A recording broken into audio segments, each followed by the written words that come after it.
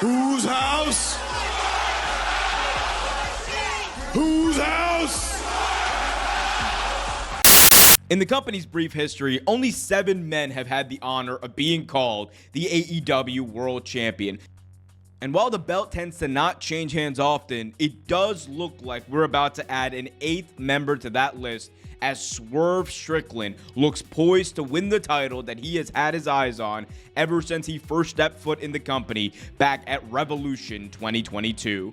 But how exactly did we get here? How did we get to the point where Swerve Strickland, an undeniable talent, is in a place where he is the only choice to be the next AEW World Champion? And how exactly does AEW get there?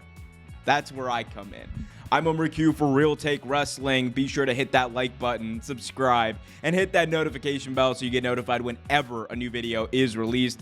Let's talk about it. Okay, so Swerve Strickland, as I said before, the undeniable pick to be the next AEW World Champion. This isn't just someone who is great in the ring. This is someone who has proven time and time again throughout the past 2 years in AEW that he belongs in the main event. And it's something that Swerve has been talking about a lot. He has said since day one in AEW that he is the future, that he is going to be a world champion. And that was the goal that he set out on day one in this company, and that's why he signed with AEW. So it's insane to see how everything has come together, from debuting, teaming with Keith Lee, and doing some of, I think, the low-key best work that anyone was doing at the time back in the year 2022, a long time ago for AEW fans, I'm sure. But the stuff he was doing with Keith Lee, it was so cool because it set the tone for what he was going to do for the next 2 years. A slow build into being the most maniacal and evil man in the company, and that's exactly what he did. After breaking things off with Keith Lee, he went off and became the leader of the Mogul Embassy, a group that has been very formidable and very present on AEW TV, even though you could argue that there are groups that have better, more star-studded members. That isn't the point here. The point is the Mogul Embassy is there to help uplift Swerve, and that's exactly what they have done. They have been there when Swerve has needed him. They have been there to make Swerve look great, and they have been there to make people take Swerve seriously. Because if those 3 guys, as strong as they are, can take orders from a guy like Swerve, and if Prince Nana can ascend to being one of, if not the best manager in professional wrestling today, that says a lot about the man that they're doing all of that for. So it's been undeniable. And then you look at the fact that he had the best feud of 2023 with the one, the only Hangman Adam Page. I mean, the matches that they had at both Wrestle Dream and then followed up by arguably the greatest Texas Death Match we've ever seen at Full Gear 2023. If you haven't watched it, go check it out, but it is not for the faint of heart. We saw some of the most brutal action in that match, and leading up to it, we saw some of the most brutal stuff too, because remember, as part of Swerve telling the story and the rise into becoming the biggest heel in professional wrestling and in AEW, and go to extreme lengths to get into his opponent's head, just like he did when he showed up at Hangman's house, when he confronted Hangman's toddler, and then he left a t-shirt in Hangman's toddler's crib, absolutely making Hangman the most angry man in AEW, and Swerve still beat him. That feud did so much to not only make Swerve into a guy that people wanted to root for, but give Swerve the credibility of being a main eventer. And that's where he is now. Swerve is in a position now where if he doesn't win the belt, you are going to hear people scream to the heavens about how absolutely egregious the booking is in AEW. It is undeniable that Swerve Strickland is the next guy to hold that belt. And it's because of his rise. It's also because the man in the ring is second to none right now. He is doing some of the best in-ring work of his career. It doesn't matter if he's in the ring with Hangman. It doesn't matter if he's in the ring with Keith Lee. It doesn't matter if he's in the ring with Dustin Rhodes. He is going to make you care about this match, whether you like him, whether you hate him. This is a guy who will entertain the masses, whether he's high-flying, whether he's action-packed, whether he's doing strikes, kicks, doesn't matter. Swerve has arguably the best moveset in professional wrestling today. And you couple that with the fact that he is able to cut promos and do every facial expression in the book that makes you believe what he's saying. There is no other choice, as I've already said. Now, the question is, we're at Revolution. There's a big triple threat match. Samoa Joe, Hangman Page, Swerve Strickland, AEW World Championship on the line.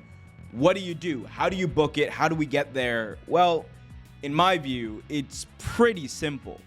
We already know at this point that Swerve is likely going to be, by de facto, the babyface in this match. People are booing Hangman Page. A lot of people believe that in their last match on Dynamite, they did a double turn, and Hangman has been leaning into some heel tendencies, which really boosted his character as well. But with Swerve, he is in a position where no matter what, he is going to be the guy who people are cheering for. Samoa Joe is so good at getting heat and being hated in the moment that it's not even a question about whether or not people are going to cheer him. People may want to cheer Joe, but he's so good at changing your minds, manipulating your emotions that you will be cheering for Swerve. And that's the guy who I think they should try to get cheered in this match. And I don't think it'll be that hard given where he is at this point. But Swerve is going into the match as the face, and Hangman, I think, is going to play the big heel. And the story of this match is going to be twofold. Number one, Swerve doing absolutely anything and everything to ensure that he walks out as the AEW World Champion, something he's talked about, becoming the first African-American AEW World Champion, making history for the company. But then you have Hangman Page and his arc in this match, that of being the person who cannot allow Swerve to walk out as the AEW World Champion. I think throughout this match, you are going to see Hangman Page and Swerve attack Samoa Joe and then be distracted with each other, because these two guys, I think, at this point are this generation's Shawn Michaels and Bret Hart. And no, I'm not saying that they are as big legends or whatever, but the chemistry they have is absolutely insane.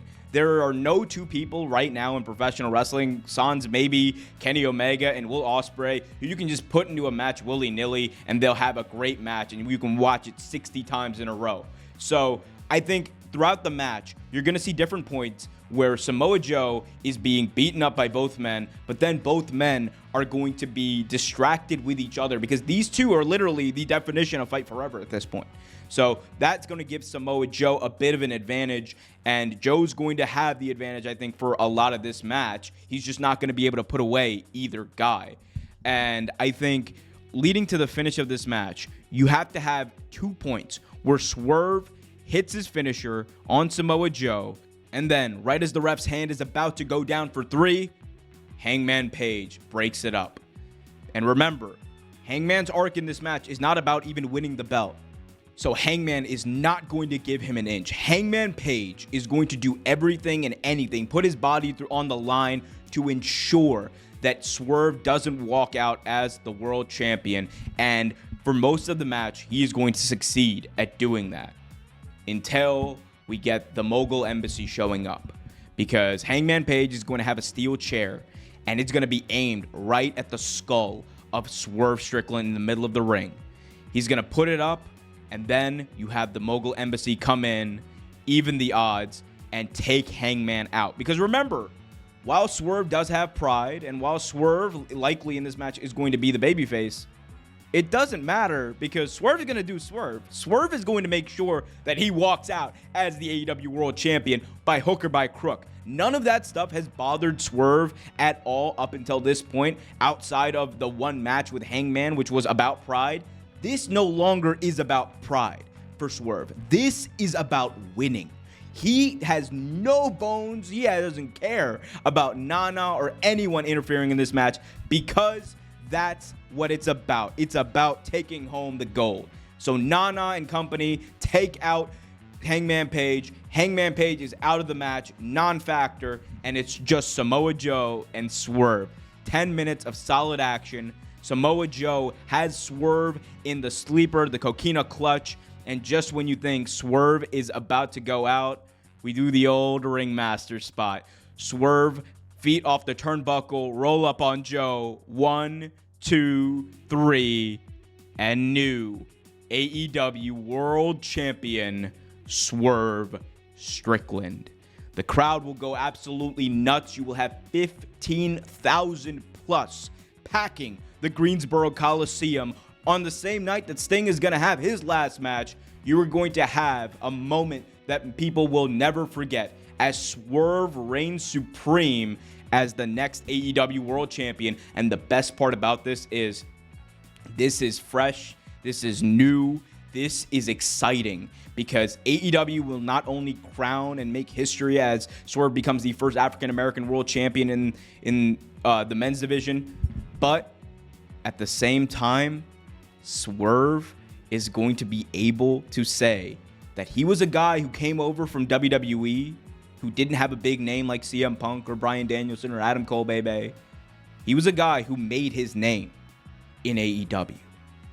And it's going to be a validation of a lot on that night. It's going to be a validation of the company, all the work that Swerve has done, and a validation of the mission statement that Swerve told a lot of people that he was out to do. He was out to be successful and do it in AEW.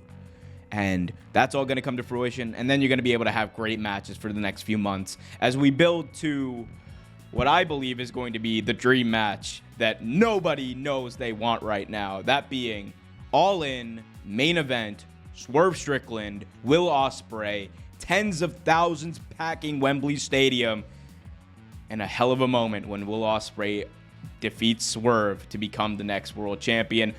That's just how I would book it, though. All I do know, though, is that Greensboro Revolution is going to be an absolutely unmissable show. I can't wait to watch it. I want to hear from you guys, though. What do you guys think about this? Should Swerve be the next AEW World Champion? Should someone else be it? Should Hangman Page get another shot at the world title? Let me know in the comments section below. Also, if you haven't already done so, be sure to hit that like button, subscribe, and hit that notification bell so you get notified whenever a new video is released.